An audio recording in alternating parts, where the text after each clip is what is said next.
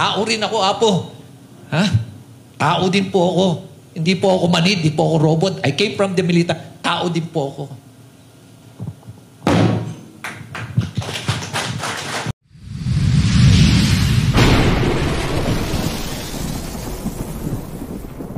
Ayan po, isang magandang oras sa lahat at welcome po mga kabida sa aking channel. Halatang hindi po naitago po mga kabida, no, ni Mayor Benji Magalong yung kanya pong sama ng loob, ano po, no, dito ho sa mga bumabatikos po sa kanya, no, sa kanya pong pakikipaglaban mga kabida, laban po sa mga kurakot po, ano, sa ating bansa. Okay? Parang isang forum ata to, ano, sa Baguio City. Actually, nag-viral itong video na ito, mga kabida, no? Nung nakita ko po ito sa social media, nagka-interest po ako dito, ano po, no? Magandang reaksyonan po ito, mga kabida, no?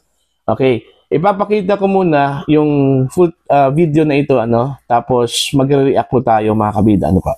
Eto, narito po. Kung ako bulok, lalabanan ko ba yung anlalakas na yan, sila speaker? Lalabanan ko ba yung mga mayayaman na yan? Kung ako'y bulok, di ba? Nakita nyo naman yung track record ko, di ba? When I was in 2006, I fought a very corrupt administration, nakulong ako. I was a very popular colonel because we just finished yung annihilating the Abu Sayyaf. I was about to be promoted to general, the first general in my class. Pero anong ginawa ko? I sacrificed my career to fight for what is right. Ganon din yung Mama Sapano. I fought for what is right. Ganon din yung Albayalde. I fought for what is right. Diba? Ano pa bang question ninyo sa reputasyon ko at track record ko? Tapos nanakawin ko yung pera na yan. Diyos ko naman kayo. Pinaglalaban ko na nga kayo eh. Kayo nga ang pinaglalaban ko. Yung mga anak ninyo, mga apo nyo. Sinong gumawa yan? Sa history ng Baguio na pinaglaban kayo. Fighting for what is right, for the future of Baguio and for the future of this country. Willing to sacrifice everything. Willing to die for this country. Have you fought the enemy of the state? Wala naman. Diba? Napalalabasin yung bulok ako. Nakakasakit din. Na ipinaglaban ko nga kayo, nakikipagpatayan nga ako para sa inyo. Nakakasakit din eh. Tao rin ako, Apo. Ha? Tao din po ako. Hindi po ako manid, hindi po ako robot. I came from the military. Tao din po ako.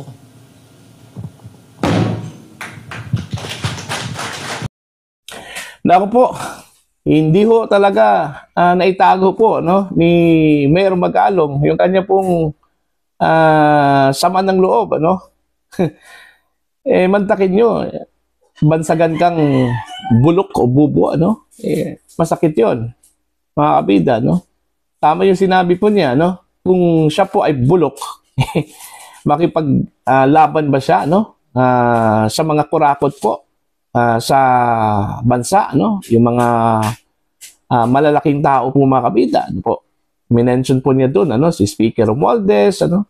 Yung mga kongresista po, mga kabida, ang bigat po nila po, ano? Mga kabida. Okay? Nag-iisa lang po itong si Magalong, ano po. Dinitalye po niya yung kanyang mga karanasan po, ano, sa pakikipaglaban, ano, hindi lang po sa battlefield, ano, pati yung mga affairs po ng lipunan, ano, kung saan po ay kailangan po yung kanyang pananaw, ano, mga kabida. Dinitalye po niya yung nakulong po siya nung 2006. Okay? Nilabanan niya yung corrupt na sistema po ng gobyerno po noon, ano, mga kabida.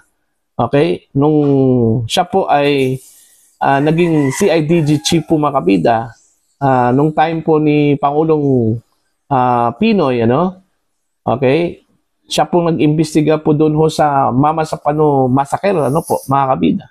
Nanindigan po siya noon. Alright? At ngayon po, mga kabida, no, ito pong issue po ng korupsyon sa mga proyekto po ng gobyerno, kagaya po ng flood control projects, ano po, no? Tapos bansagan po itong si Mayor Magalong na bulok, ano? Paano po naging bulok yun? Okay? Honestly, no, wala po akong nakitang katulad ho kay Mayor Magalong po makabida, no, na ganun katapang po. Okay? Unang-una po maliit lang po itong si Magalong ano? Mayor lang po ng Baguio yan. Ikukumpara po makabida sa mga national figures po na kinalaban po niya po, ano? Okay? Tsaka wala din akong nakitang parang meron po siyang interest na maging isang national figure, ano? O tatakbo bilang senador o di kaya presidente po ng Pilipinas, ano? Basta nakita ko lang sa kanya, no? Ginawa lang talaga niya yung kanyang parte bilang isang Pilipino, ano po? Yung pagiging patriotic po, mga kabida, no? Pagiging nationalist po, ano? Sa kanya ko lang nakita yan, mga kabida, ano po, no? Wala akong nakitang mga opisyal po ng gobyerno po ngayon, ano, na naninindigan, ano. Pwera lang siguro, ano po, kay Senador Lacson, kasi matagal na po yung ganyan si Senador Lacson, fiscalizer po yan, ano po, no?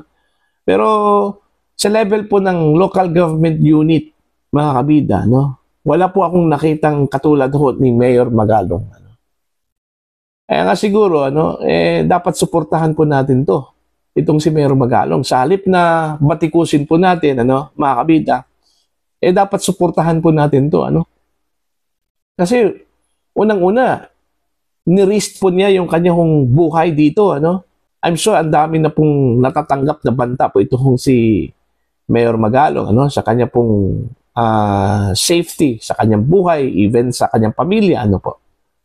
Pero hindi ho nagpatinag ano. Ang lakas po ng loob, mga kabida, ni Mayor Magalong, ano, na labanan ito pong anay po sa lipunan, ano, ito pong mga kurakot po, mga kabida, na mga malalaking tao po. Okay? Yung mga ganitong klaseng tao po, dapat suportahan yan. Hindi po dapat batikusin po Kasi wala naman po tayong pwedeng ipintas po sa kanya, no? Sa kanyang track record po, mga kabida. Unang-una, hindi po kailanman nasangkot po ito sa korupsyon o anumang anomalya, no? Ito pong si Mayor Benji Magalong, mga kabida, no? So, meaning, meron po siyang kredibilidad, ano? Dito ho sa kanya pong laban, okay, against dito ho sa mga kurakot po, ano, sa lipunan, mga kabida. Okay lang sana kung meron po siyang traces po, ano, na one time naging issue po sa kanya yung kurakot o corruption, ano? Wala Diba? Yun yung hindi ko maintindihan po sa atin, sa mga Pilipino, ano? Kung sino po yung taong nakipaglaban po, ano? Naninindigan po, mga kabida, siya pa yung binabato, ano? Sa bagay, yung sinasabi po nila, mga kabida, na kapag maganda daw yung bunga, no?